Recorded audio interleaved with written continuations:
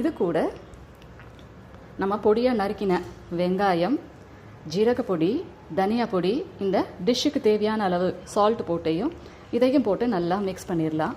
Mix பண்ணிவிட்டு நல்லா பெனஞ்சிட்டு சின்ன சின்னதாக ரோல்ஸ் மாதிரி சாசேஜ் ஷேப்பில் ரோல் பண்ணிவிட்டு இந்த பிரெட் க்ரம்ஸில் நம்ம ரோல் பண்ணி எடுத்துட்டு டீப் ஃப்ரை பண்ணலாம்.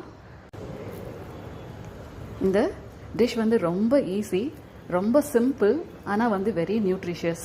இந்த பீட்ரூட் கலர் வந்து அதில் இருக்க அந்த பர்பிள் கலர், அதில் வந்து இந்த ஆந்தோசயனின் அப்படிங்கிற ஒரு ஆன்டி ஆக்சிடென்ட் இருக்குது. இந்த கருப்பு கவுனி அரிசி, இந்த பர்பிள் கலர் கேபேஜ், இதில் எல்லாத்துலேயுமே இந்த விட்டமின் B9 அப்படிங்கிற ஃபோலேட்டுங்கிற விட்டமின் B9 நிறைய இருக்குது.